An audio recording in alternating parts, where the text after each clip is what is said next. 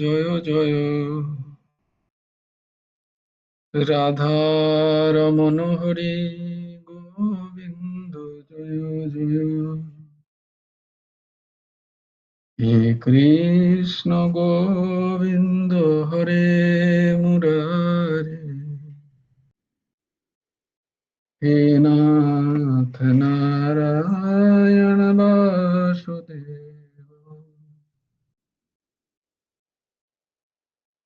গোবিন্দ জয় জয়, গোপাল জয় জয়, রাধারমণ হরি গোবিন্দ জয় জয়, হে কৃষ্ণ গোবিন্দ হরে মুরারে, হে নাথ নারায়ণ বাসুদেব, গোবিন্দ জয় জয়, গোপাল জয় জয়, রাধারমণ হরি গোবিন্দ জয় জয়, হে কৃষ্ণ গোবিন্দ হরে মুরারে, হে নাথ নারায়ণ বাসুদেব,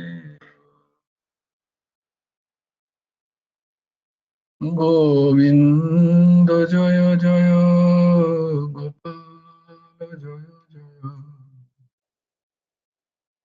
রাধারমণ হরি গোবিন্দ জয় জয়, হে কৃষ্ণ গোবিন্দ হরে মুরারে, হে নাথ নারায়ণ বাসুদেব,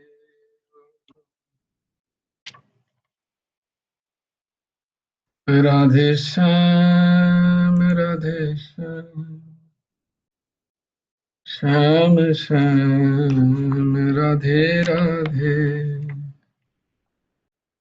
রাধে কৃষ্ণ রাধে কৃষ্ণ,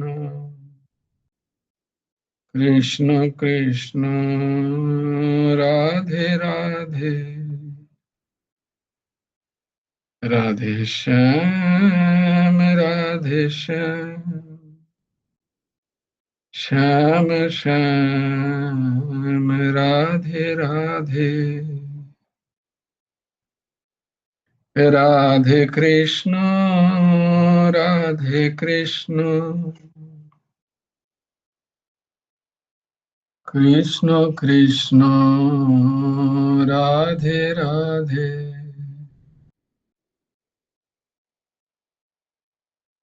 রাধে শ্যাম রাধে শ্যাম, শ্যাম শ্যাম রাধে রাধে,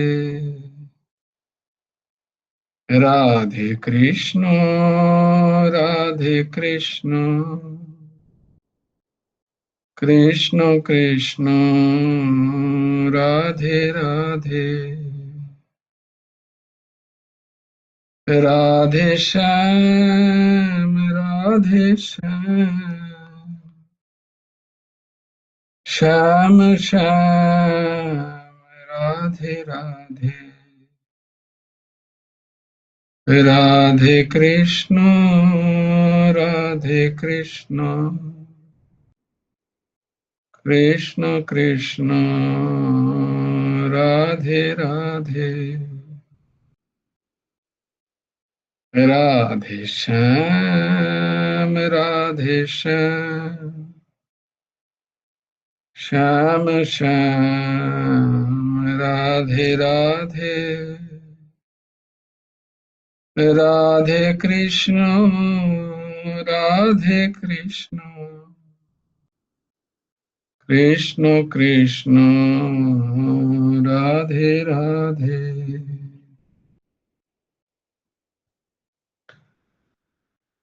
जय गुरु राधेश्याम। ओम सच्चिदानंद रूपाय गुरवे बुद्धिसाक्षिणे श्रीहेमन्ताय वरिष्ठाय नमो अक्लिष्टकर्मणे। ॐ सच्चिदानन्दरूपाय कृष्णाय क्लिष्टकर्मणे नमो वेदान्तविद्याय गुरवे बुद्धिसाक्षिणे श्रीकृष्णचैतन्यं भगवन्तं कृपार्णवम् प्रेमभक्तिवितारणाथं गौरेष्ववततारय मूकं करोति वाचालं पङ्गुं लङ्घयते गिरिं यत्कृपातमहं वन्दे परमानन्दमाधवम्। नमो नलिननेत्राय वेणुवाद्यविनोदिने राधाधरो सुधापानो शालिने वनमालिने बर्हापीडं नटवरवपुः कर्णयो कर्णिकारं बिभ्रदवासः कनककपिशं वैजयन्तीं च मालाम् रन्ध्राणवेणोऽधरसुधया पूरयन् गोपवृन्दै बृन्दारण्यं शपदरमणं प्राविशद्गीतकीर्ति जयति परशरसूनु सत्त्ववती हृदयनन्दन वैशः यस्य कमलगलितं वाङ्मयमृतं जगत्शिवोति यस्यानुभवमखिलश्रुतिसारमेकम् अध्यात्मदीपम् अतितितीर्षतं तमोहन्तम् संसारिणां करुणाय पुराणगुह्यं तं व्यासशुनमुपयामि गुरुं मुनीनां नारायणं नमस्कृत्य नरं चैव नरोत्तमं देवीं सरस्वतीं चैव ततो जयमुदीरये। नमो धर्माय महते नमो कृष्णाय वेधसे ब्राह्मणेभ्यो नमस्कृत्य धर्मान् वक्षे सनातनम् वाञ्छाकल्पतरुभ्यश्च कृपासिन्धुभ्यो एव च पतितानां पावनेभ्यो वैष्णवेभ्यो नमो नमः। तत्रैव गङ्गा जमुना च तत्र गोदावरी तत्र सरस्वती च सर्वाणि तीर्थानि वसन्ति तत्र यत्राच्युतधारः कथा प्रसङ्गः तुलसीकाननं यत्र यत्र पद्मवनानि च पुराणपठनं यत्र तत्र सन्निहितो हरिः।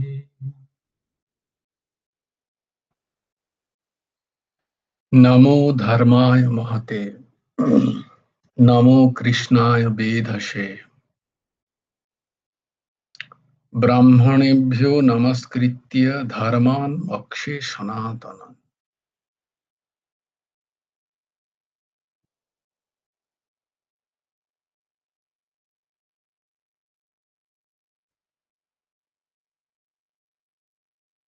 ভাগবত এবং মহাভারতে এই দুটো জায়গাতে এই শ্লোকটি আছে,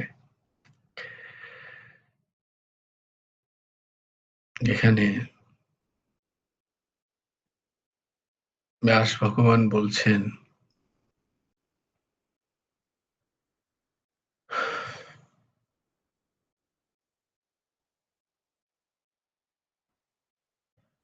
মহান সেই ধর্মকে প্রণাম।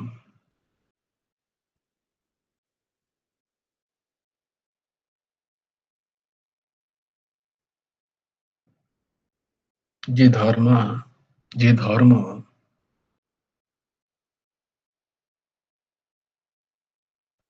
সৃষ্টির পরম সত্তাকে প্রকাশিত করে,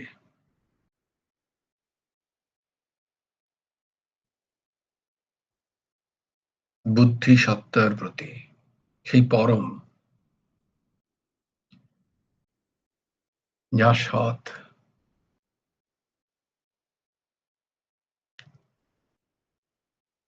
এইরকম প্রকাশিত করে বেদ। সে কে প্রকাশিত করছেন? কৃষ্ণ,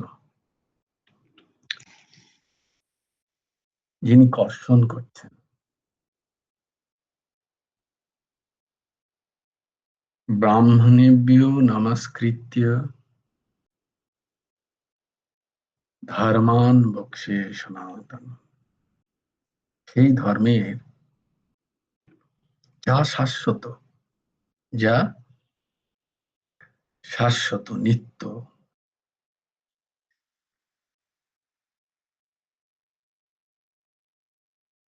সেই ধর্মের যা অকৈতব,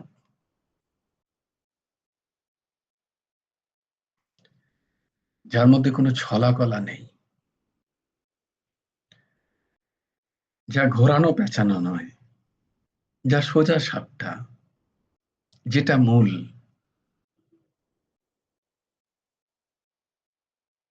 সেই ধর্মের ধর্মান বক্সে, বক্সে মানে, বক্সে মানে হচ্ছে আমি বলছি, বর্ণনা করছি, করব, সনাতন, তা শাশ্বত।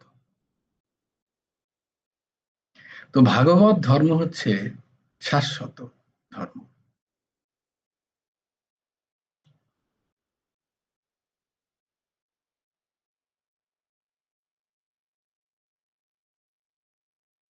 যা ক্ষণভঙ্গুর নয়, যা চিরস্থায়ী, এবং যেখানে কোনো নেওয়া দেওয়ার বিষয় নেই, সেই ধর্ম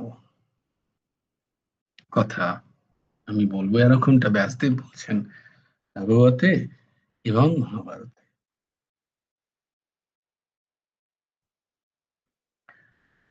আমাদের সেই ধর্মের কথাকেই ধরতে হবে। যদি তা না ধরি, ধর্মের যে উদ্দেশ্য, ধর্মের যে প্রতিপাদ্য বিষয়, সেটা আমার জীবনে ঘটিত হবে না। ব্যাকরণগত দিক থেকে ধর্ম ধৃধাতু থেকে আসে। ধৃধাতু মানে ধারণ করা, যে ধারণ করে আছে। তো যদি সেই মূল ধর্মের অনুসরণ না হয়, তাহলেও আমাদেরও ব্যক্তিগত জীবন, ব্যষ্টি জীবন, সংসারী জীবন বা সমষ্টিগত জীবন, এই দুটোরই ধারণ হয় না, বিচ্ছিন্ন হয়ে যায় সবকিছু।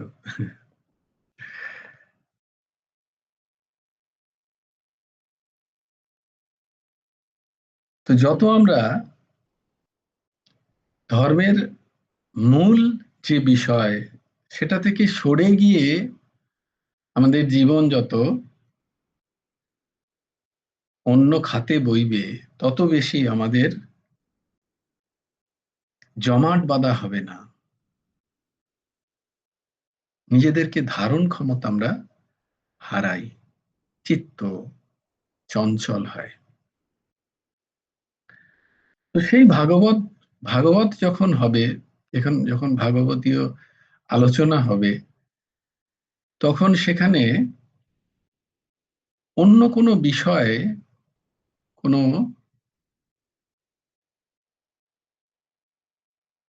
কোনো সাংসারিক ক্ষণভঙ্গুর বিষয়ের প্রাপ্তি বা অপ্রাপ্তির কথা, বা স্বর্গাদি লোক প্রাপ্তি, পাপ পুণ্যের বিষয় নিয়ে অত আলোচনার প্রয়োজন নেই। তাই জন্যই ভগবান ব্যাসদেব ভাগবত রচনা করেছিলেন। যেটা মূল, সেইটার প্রকাশ হওয়ার প্রয়োজন।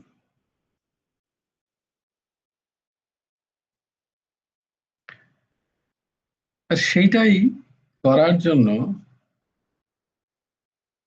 পরমহংস ঠাকুর শ্রী শ্রী হেমন্ত দেবজিও তার প্রত্যেকটি পুস্তকে তাই বারংবার ঠিক সেইটাই ধরে রেখেছেন।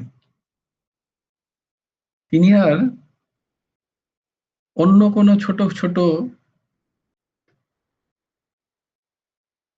তত্ত্ব সংগ্রহের দিকে যাননি। এটার জন্য কি, ওটার জন্য কি, ওটার শিক্ষা কি। যদি খুব বেশি তত্ত্ব সংগ্রহ আমরা করি, তাহলে আমাদের সমস্যা হলো আমরা ওই তথ্য, তত্ত্ব, তথ্য তথ্য সংগ্রহ করলে কি হয়, সেই তথ্যের ভারে আমাদের আসল যে দৃষ্টি সেটা চাপা পড়ে যায়। আমরা এত তথ্য জানি, কিন্তু অথচ আমার মূল যে ভাগবতীয় ধর্ম, মূল যে ধর্মের জায়গাটায় পৌঁছানোই হলো না হয়তো। কারণ আমি অনেক তথ্য সংগ্রহ করেছি, তাতে আমার হয়েছে খুব। আমি জানি এই বোধ আছে আমার, আমি জানি না এই বোধটা নেই। তারপরে আসলের জিনিস আমি দেখেও দেখিনি। তাই আসলটাকে ধরা, আসলটাকে ধরা। তথ্য যতটুকু জানার দরকার ততটুকু ঠিক আছে, যতটুকু জানছি না ততটুকু আমার প্রয়োজন নেই, এই ভাব। কারোর সাথে তর্কাতর্কির প্রয়োজন নেই। যারা তথ্য সংগ্রহ করেন প্রণম্য, তাদেরকে প্রণাম। তুমি জানো না এটা? না, আমি জানি না।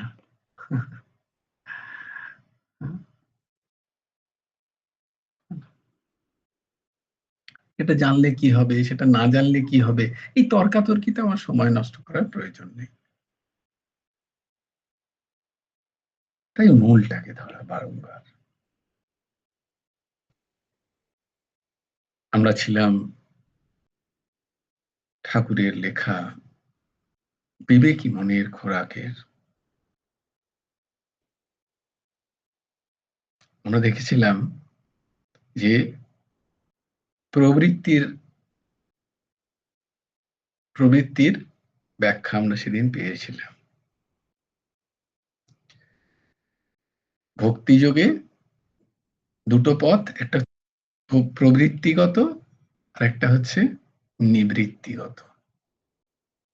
প্রবৃত্তিগত থেকে আমরা কি দেখেছিলাম ব্যাখ্যাতে, যারা সাংসারিক, যাদের দ্বারা সাংসারিক কাজকর্ম শ্রী ভগবানের প্রসন্নতার জন্য হয়ে থাকে, তারা শ্রী ভগবানের শরণাগত হয়ে ভগবত পূজার দৃষ্টিতে যা কিছু করে, এটা প্রবৃত্তিগত ভক্তিযোগ। আর যাহার দ্বারা সাংসারিক কর্ম হইতে বিতরাগ হইয়া কেবল ভগবত সম্বন্ধীয় জপ, ধ্যান, কথা, কীর্তন ইত্যাদি কর্ম করা হয়, তাহাকে নিবৃত্তিগত ভক্তিযোগ বলে। এটা হচ্ছে তথাকথিত সাংসারিক ব্যবহার থেকে নিজেকে দূরে সরিয়ে নিয়ে পরমাত্মার লক্ষ্যেই একমাত্র নিজের জীবনকে উৎসর্গ করা। যদ্যপি সংসারীও সেটাই করে, কিন্তু একটা ক্রম পর্যায়ের পরে বানপ্রস্থ তারপরে সন্ন্যাস যখন সে নেয়, তখন তার ওই একই স্থিতি হয়, তারও নিবৃত্তির স্থিতি হয়। তো ব্যবহার রেখে সাধন ভজন করাকে প্রবৃত্তিগত, আর ব্যবহার ত্যাগ করে সাধন করাকে নিবৃত্তিগত ভক্তিযোগ বলা হয়। তাহলে কত পরিষ্কার দেখো, নিবৃত্তি প্রবৃত্তি যদি কেউ বলে, না ওরা তো নিবৃত্তি মার্গে আছে, আমি প্রবৃত্তি মার্গে আছে, কিন্তু প্রবৃত্তি মার্গটা ভালো করে বুঝতে হবে, আবার নিবৃত্তি মার্গটাও বুঝতে হবে, আমি ঠিক ঠিক কোনটাকে নিয়েছি। যিনি নিবৃত্তি মার্গ নিয়েছেন তথাকথিত, তারও যদি উদ্দেশ্য এই হয় মঠ মন্দির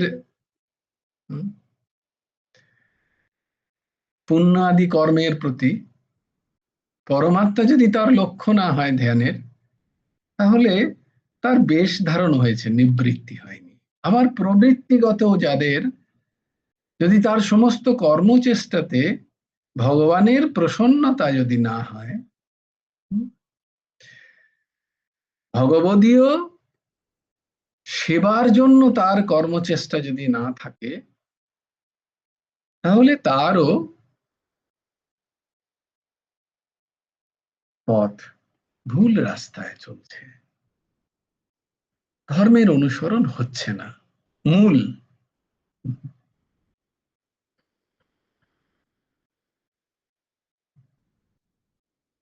যেমন মনু জনক প্রভৃতি রাজা প্রবৃত্তিগত ছিলেন, এবং সনকাদি ও সুখদেব প্রভৃতি নিবৃত্তিগত ছিলেন।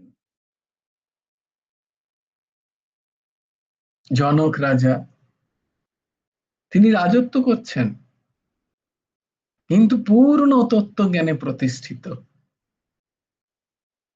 এটা হচ্ছে মূল দিক। এটাকে এটাকে বোঝা দরকার। যখন বৈরাগ্যের কথা হয়, যখন সংসারের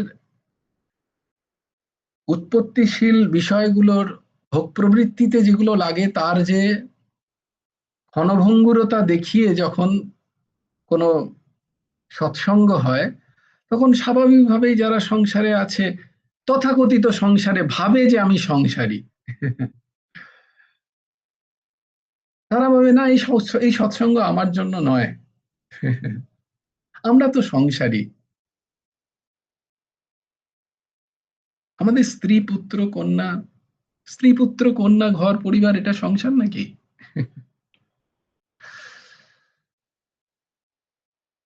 এটা সে জানেই না যে সংসার কি। তাই জন্য আমাদের ভুল ধারণা, তাই আমরা প্রবৃত্তিগত দিকেও গিয়েও আমরা একটা জায়গায় নিজেদেরকে হারিয়ে ফেলি। মূল ধর্মের বিষয়টাকে আমাদের কোনোদিন জানা হয় না, কারণ আমরা জানি না যে প্রবৃত্তি কি আর নিবৃত্তি কি। দুটো পথই যে সেই ভগবানের ভক্তির আরাধনার জন্যই আমাকে, সেটা কেউ বুঝিয়ে বলেনি। প্রবৃত্তি মানে আমরা ভাবি ভোগের কথা, যথেচ্ছাচার ভোগের কথা ভাবি, আমরা আমরা ভাবি এটা বোধহয় প্রবৃত্তি মার্গ। না না, এটাকে খুব বুঝে নেওয়া দরকার।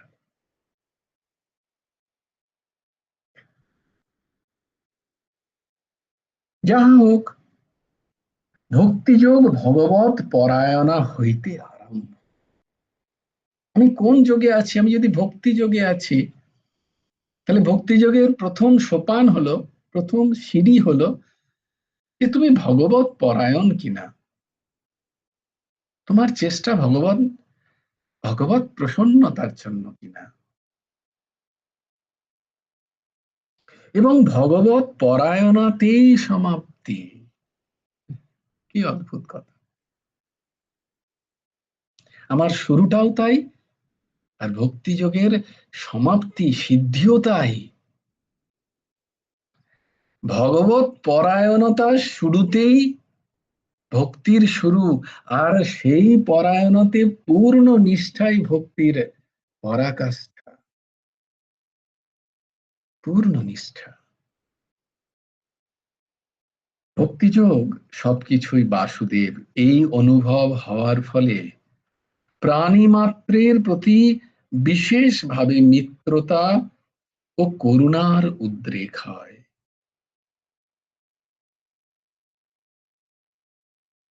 কর্মযোগ বা জ্ঞান যোগাদিতে এটা একটু হয় না, ওতে একটু শুষ্কতা থাকার কারণে,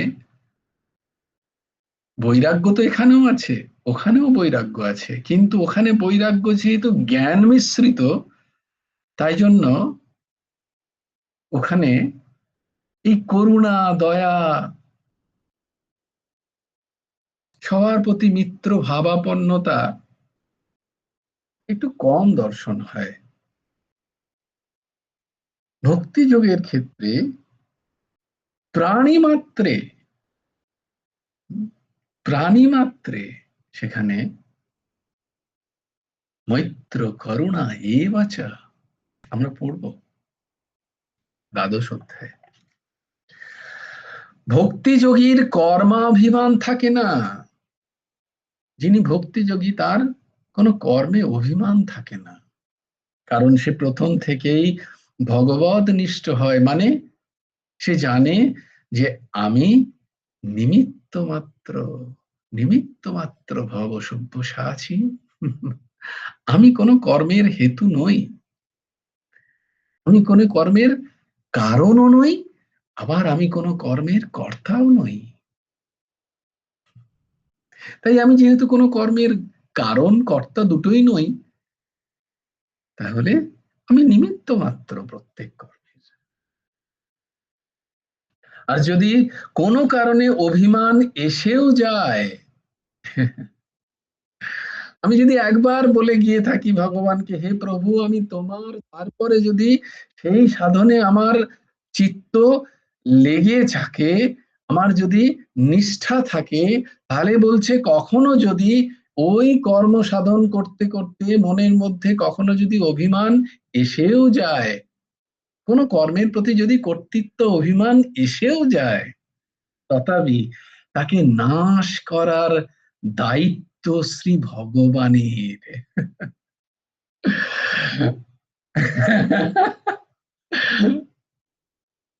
किसी किसी को समझ में भी आ जाता है आजकल, अच्छी बात है। তো ভগবান দায়িত্ব নেন তার গর্ব অহংকারকে খণ্ডন করার।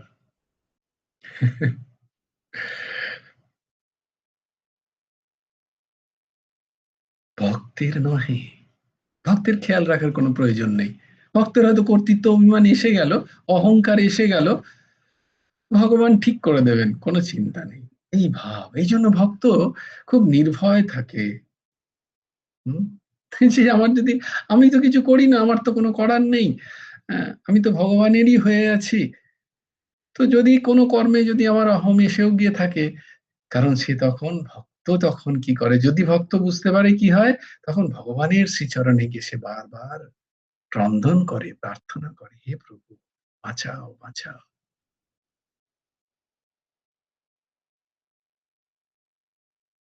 যেখানে ভক্তের সঙ্গে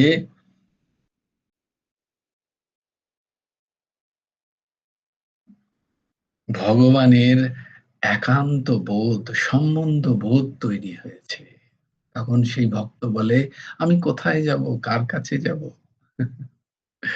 যাও তো যাও কাহা। বনে তো তুমসে বনে, বিগড়ে তো বিগড়ে ভরপুর। এই অহংকারের জন্য তুমি যা শাস্তি দিতে রাজি আছো, আমি মাথা পেতে নেব প্রভু।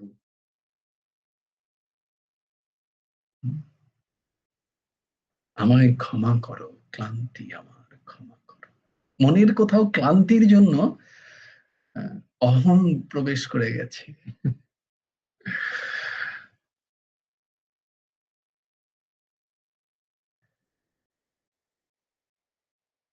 বাঁচাও, বাঁচাও। কে আমা গাইবি?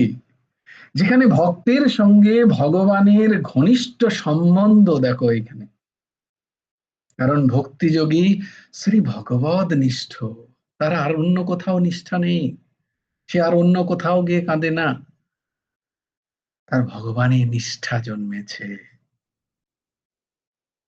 হুম, বলে ওই যে রামদাস কাটিয়া বাবা, যে তুমি আমায় মেরে দাও কিন্তু আমি কোথাও যেতে পারবো না, আমার যাওয়ার আর কোথাও জায়গা নেই।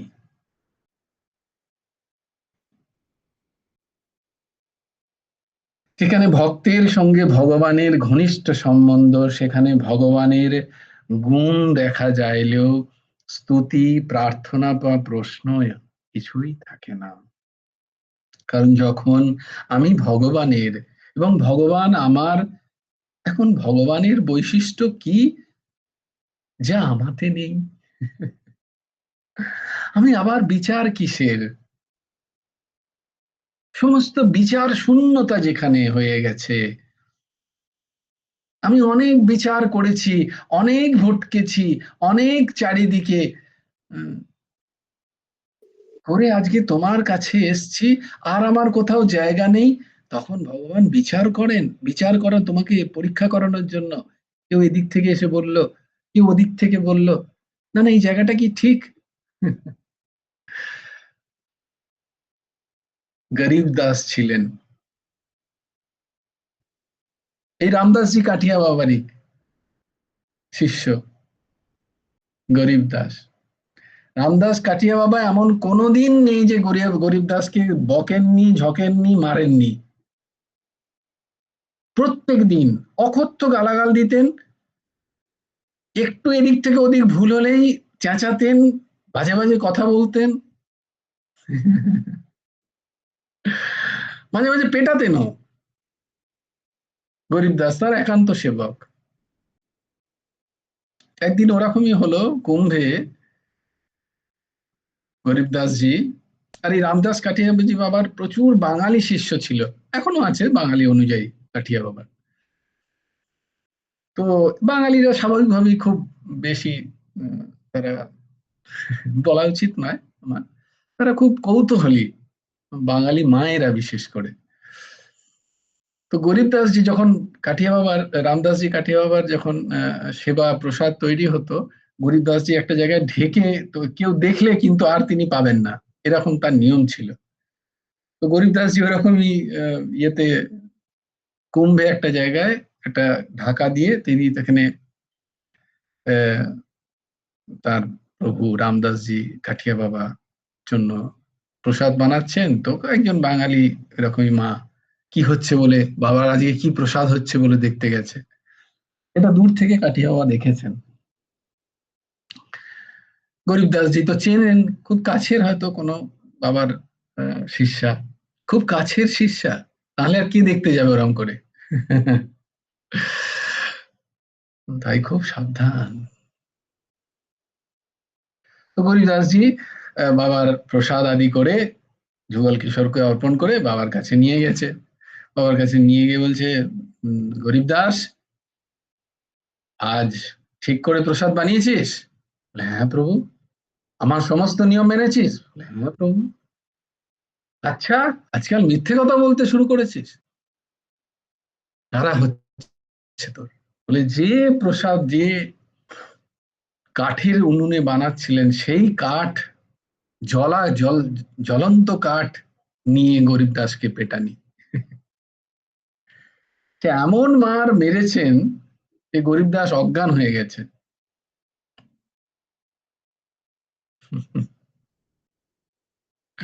संत कृपा चाहिए क्या?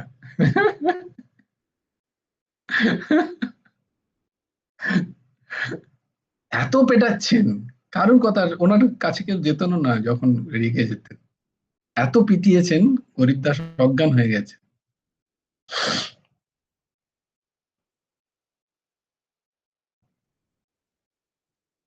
গরিবদাস পিটিয়ে তিনি খাননি, সেসব ফেলে দিয়েছেন, দিয়ে নিজের ঘরে ঢুকে গেছেন। গরিবদাসজির অনেকক্ষণ পরে সবাই তখন এসছে গরিবদাসকে, সবাই দেখেছে কুম্ভে চলছে না, অনেক বাইরেরও সমস্ত সম্প্রদায়ের সাধু মহাত্মারা তারাও এসছেন। আর সবাই জানেন গরিবদাসকে, যে এর মতো সেবক যদি পেয়ে যায় জীবন শুদ্ধ হয়ে যায়, এরকম অনেকের লোভ আছে গরিবদাসের প্রতি। এতই উচ্চকোটির সেবক, তো সবাই এসে গরিবদাসকে যাকে তাদের নিজেদের মধ্যে বলে, এইভাবে মারাটা ঠিক হয়েছে? এইভাবে মারছে, কি এমন অন্যায়? গরিবদাস কি হয়েছে সেটা তো বলো, এমন কি অন্যায় করেছো তুমি, তোমাকে এইভাবে মারতে মারতে অজ্ঞান? মানে বোঝো কিরকম স্তরের মার। জ্বালানি কাঠ দিয়ে। গরিবদাস বলছে, না না তুমি চলো, তুমি এক্ষুনি এখান থেকে এই স্থান ত্যাগ করো, চলো আমার সাথে, এখানে এখানে থাকা তোমার উচিত নয়। এইসব গুরুর কাছে কেউ থাকে? পাগলা গুরু কোনদিন মেরেই দেবে তোমাকে। তো আমরা হলে বলতাম, হ্যাঁ হ্যাঁ চলুন, এত সেবা করলাম গুরুদেবের, এত করলাম, আমরা তো একটুখানি করি না, এ দুয়ার খোঁজ নি, 3 বার অ্যাকাউন্টে পয়সা ফেলে দিই, 2-4 বার হয়তো একটুখানি সেবা করে, বললাম এত সেবা করলাম আর আমাকেই ঝাড় খেতে হচ্ছে। আর গরিবদাসজি এত দিন ধরে সেবা করছেন। তো আমাদের মতো হলো, হ্যাঁ হ্যাঁ ঠিকই বলেছেন, এতদিনও গুরুদেবের নাম মন পেলাম না, এত সেবা করে, চলুন চলুন। আমি হলে তো এরকমই বলতাম। হরিদাসজি সবাইকে প্রণাম করে বলছেন, কৃপা করুন, কৃপা করুন, আপনারা এটা বলবেন না, আমার বড় জ্বালা হচ্ছে হৃদয়ে, আপনারা সব আমাকে ত্যাগ করুন, আপনারা সবাই ত্যাগ করে চলে যান এখান থেকে। এই ঘর থেকে আপনারা সবাই, অত্যন্ত বিনয়ের সাথে গরিবদাস বলছেন, আপনারা আমাকে ত্যাগ করুন, ত্যাগ করুন আমাকে, ত্যাগ করে চলে যান, এই কথাগুলো বলবেন না,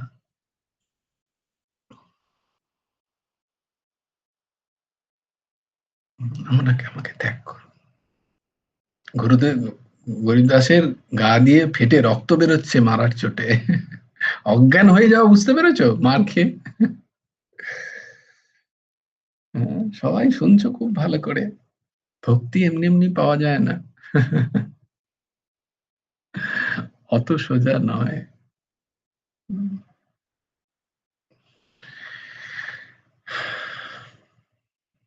গরিবদাস আস্তে আস্তে উঠেছেন, সন্ধে হয়ে গেছে,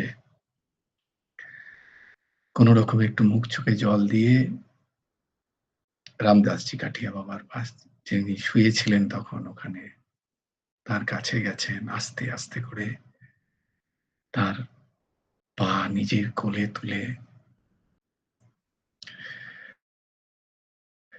তিনি সেবা করছেন, আস্তে আস্তে টিপছেন। ঘরে একটা ছোট্ট প্রদীপ জ্বলছে। না গুরু কুছ বল রহে হ্যাঁ, না চেলা কুছ বল রহে হ্যাঁ।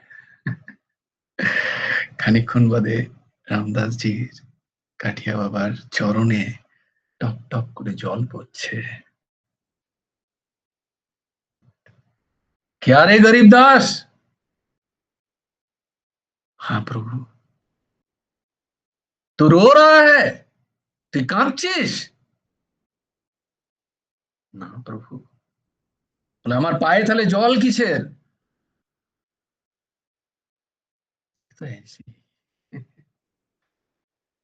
কিসের কান্না তোর?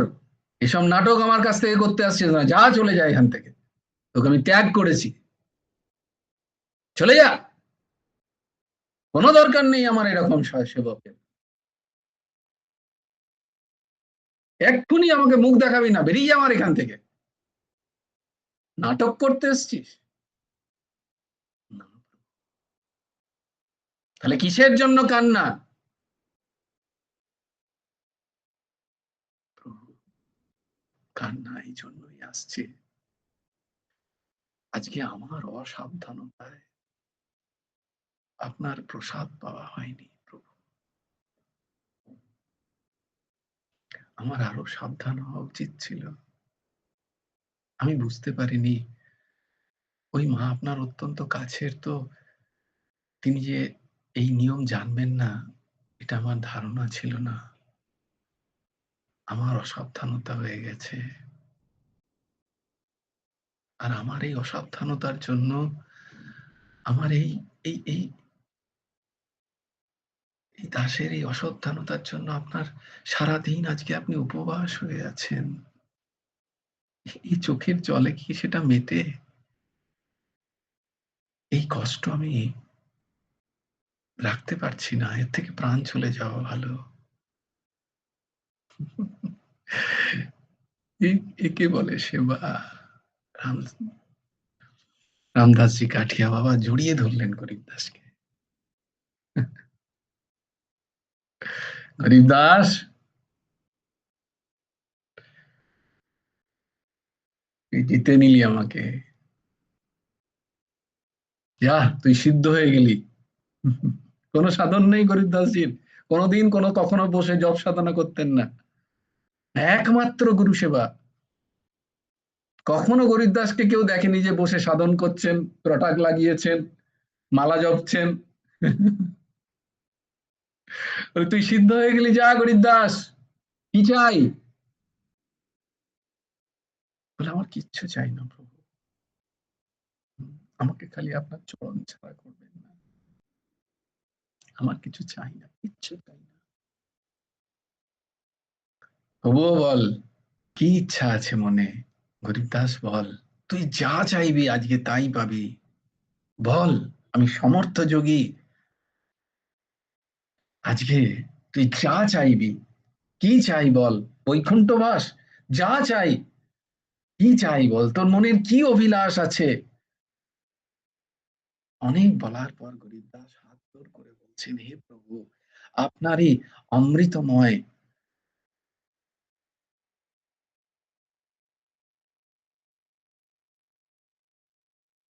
বাণী থেকে শ্রবণ করেছি যে যখন জীবের সার্থক দেহ হয়, যখন তার দেহ ছাড়ে, তখন যে যেন সাক্ষাৎ সে গুরুর চরণ ধুলো পায়, আর যেন সে সামনে দেখতে পায় যুগল কিশোরের দর্শন। এই দুটো আপনারই মুখগত, এই দুটো চাওয়া উচিত। ওই যে কালকে বললাম, যা আছে, কি যাচনা করা উচিত আমাদের? বলে, এটা তো আপনারই মুখ বাণী থেকে শুনেছি, তাই ওই দুটোই চাওয়ার সামান্যতম আছে। আপনার চরণ, আর অন্তিম সময়ের আগে যদি একবার যুগল কিশোরের দর্শন হয়ে যায়। আমার তো কোনো সাধন নেই, কোনো জ্ঞান নেই। এবমস্তু, তাই হবে গরিবদাস, যা তোর হবে। এই ঘটনার খুব বেশি দিন নেই, 3-4 মাস পরে গরিবদাসের হঠাৎ জ্বর, উঠতে পারছে না। সবাই খবর দিলেন রামদাসজিকে গিয়ে, রামদাস কাঠিয়া বাবাকে। এ কি ব্যাপার, আজকে সকাল থেকে গরিবকে দেখতে পাচ্ছি না? বলে, ওর প্রচন্ড জ্বর, উঠতে পারছে না বেচারা। বলে, আচ্ছা, খুব ভালো সময় হয়ে গেছে, চল আমাকে নিয়ে চল, কোথায় আছে। গেলেন। গরিবদাস, হ্যাঁ প্রভু, আমাকে ক্ষমা করবেন, আমি উঠতে পারছি না, বলারও ক্ষমতা নেই, ওঠার পর্যন্ত ক্ষমতা নেই আমার, আমি কি করে সেবা করব? না, কোনো চিন্তা নেই তোর, তোর সময় হয়ে গেছে। রামদাসজি কাঠিয়া বাবা তার চরণ ছোঁয়ালেন গরিবদাসের মাথায়। কুছ দিখ রা হ্যায়? কিছু দেখতে পাচ্ছিস গরিব? হ্যাঁ প্রভু। সাক্ষাৎ সামনে রাধা সর্বেশ্বরজিও, শ্রীজি দাঁড়িয়ে আছেন, সবাই শুনছে, ওই কোনো গল্প কথা নয়, ঘরে লোক ভর্তি একদম, সবাই শুনছে। গুরুদাস বলছেন, সামনে দাঁড়িয়ে আছেন যুগল কিশোর। তুই যে দুটো জিনিস চেয়েছিলি পেয়েছিস? হ্যাঁ প্রভু। যা।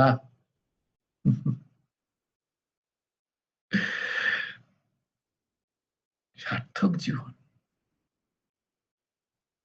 যুগল এসছে তোকে নিতে। শরীর।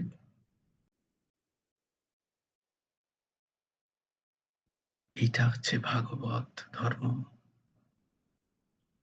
কোনো অকৈতব, কোনো ছলা কলা নেই যেখানে।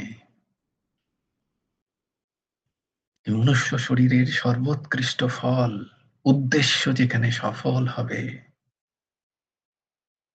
সেইটাই ধর্ম, সেটাই ভাগবত। ভগবানের সহিত ভক্তের যে ঘনিষ্ঠতা, আত্মীয়তা, ঐক্য, প্রেম থাকে, তাহাতে ভগবান বিশেষ আনন্দ পান। এইটা যিনি বা যার সান্নিধ্যে প্রাপ্ত হও, তিনি সদ্গুরু। সদ্গুরু তোমার সাথে ভগবানের ঘনিষ্ঠতা তৈরি করেন, আত্মীয়তা তৈরি করেন, সম্বন্ধ তৈরি করান। তোমার মধ্যে ভগবানের প্রেম জাগান। এর থেকে ভগবান আর কোনো বিষয়ে আনন্দ পান না। আর এটাই হচ্ছে আনন্দ, এটাই হচ্ছে কৃষ্ণ প্রাপ্তি, এটাই হচ্ছে ভগবত প্রাপ্তি। ভগবানের এই আনন্দে ভক্তও আনন্দ পায়। ভক্তের নিজের কোনো আনন্দ নেই, সে ভগবানের আনন্দে আনন্দিত। হ্যাঁ গো, আমাদের নিজেদের কোনো আনন্দ আছে নাকি? একবার দেখো না মনে। বলে হ্যাঁ আছে তো, অনেক আছে। বলে ততদিন হচ্ছে না। আমার এইটা প্রাপ্তিতে আনন্দ আছে। অনেক দূরে আছো,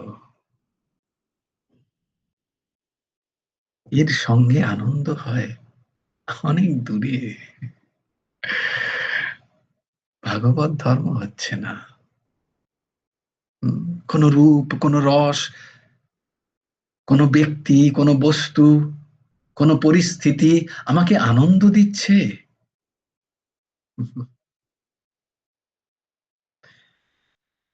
আমি ভক্তির এখনো পর্যায়ে পৌঁছইনি। তখন ভক্ত ভগবান এই প্রেম মাধুর্যে ডুবে থাকেন।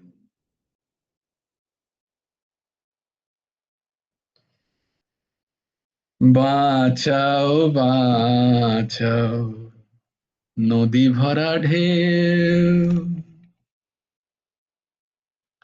আর বোঝো না তো কেউ, কেন মায়া তরি। ওই যে কোনটা প্রায়োরিটি দেওয়া উচিত, মায়া তরি আমি বাইব, বাও বাও বাও রে। এই কথাই ফিরে ফিরে আসবে বারংবার। কালকে যেটা পড়েছি আজকে তো এই একই কথা দেখো। বাইতে ছিল তরি পাগলা ভবা, বাইতে ছিল তরি পাগলা ভবা, আর ভাঙা তরিটি ডুবা ডুবা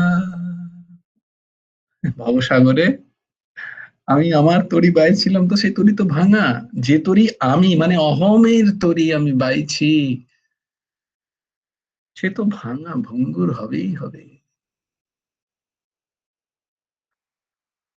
চুবানি খেয়ে যদি কেউ গুরু কৃপায় এই সংসারে, গুরু ভগবান বলছেন আমি নই, যে এই সংসারে আমাদের লাথি মেরে শেখায় যে আমি অনিত্য, অশাশ্বতম, তবেই কি আমাদের ভক্তি হয় ভগবানের প্রতি। যার এখনো সংসারে মন লেগেছে, মন জাগছে, তার এখনো হচ্ছে না। কোন সংসার? স্ত্রী পুত্র পরিবার ঘর সংসার এগুলো সংসার নয়। শব্দ রূপ রস গন্ধ স্পর্শে আমার যদি আনন্দ অনুভব হচ্ছে, আমি যদি তাতে মরছে আমার মন, ওইটি সংসার। ভোগ ইচ্ছা যদি আমার বেঁচে আছে, ওইটি সংসার। চুবানি খেয়ে ধরেছি পায়ে, চুবানি খেয়ে ধরেছি পায়ে, ও হে গুরু বাঁচাও বাঁচাও। কজন বলছি আমরা? ভেবে দেখ আমার মন কি বলছে। হে প্রভু বাঁচাও, হে প্রভু যখনই কাম আমাকে টেনে নিয়ে যাচ্ছে কোথাও, আমার ইন্দ্রিয়গুলো সংযমিত নয়, আমি কি প্রভুর শ্রীচরণে একবার গিয়ে ছটফট করে বলছি, প্রভু বাঁচাও বাঁচাও বাঁচাও বাঁচাও, এবারে আর হারিয়ে যেতে দিও না। বলো না মনের স্থিতি কি ওরকম? বাঁচাও বাঁচাও, নদী ভরা ঢেউ আর বোঝো না তো কেউ, কেন নিজেও থরি, বাও বাও বাও রে। জয় জয় শ্রী রাধে, जय जय श्री सीताराम, हर हर महादेव। भज गुरु हेमंत देव, राधे श्याम, जप हरे कृष्ण हरे राम, जय गुरु राधे श्याम। हरि ओम। ভাই জয়গুরু রাধেশ্যাম, অপূর্ব, মনে শুনেই যায়। আজকে আর বন্ধ করো না। রাধে রাধে। তাও আমি এলএমএম এর ফোন আসছে চেন্নাই থেকে, কেটে তোমাদের সাথে সৎসঙ্গ করছি ফুল রিস্ক নিয়ে। সৎসঙ্গের শুরুতেই ফোন অপূর্ব আসছিল, অপূর্ব। দূর থাকো এখন বসে, আগে সৎসঙ্গটা করে নিই তারপরে দেখা যাবে। জয় গুরু রাধে শ্যাম। সবাই ভালো থেকো, সুন্দর থেকো, সুস্থ থেকো। জয়গুরু রাধে জয় গুরু শ্যাম, রাধে সত্যি শ্যাম। অপূর্ব, মন ভরে গেল। হ্যাঁ, জয়গুরু রাধেশ্যাম, খুব সুন্দর সত্যি। দারুণ দারুণ। জয়গুরু রাধে শ্যাম। ভালো থেকো সবাই।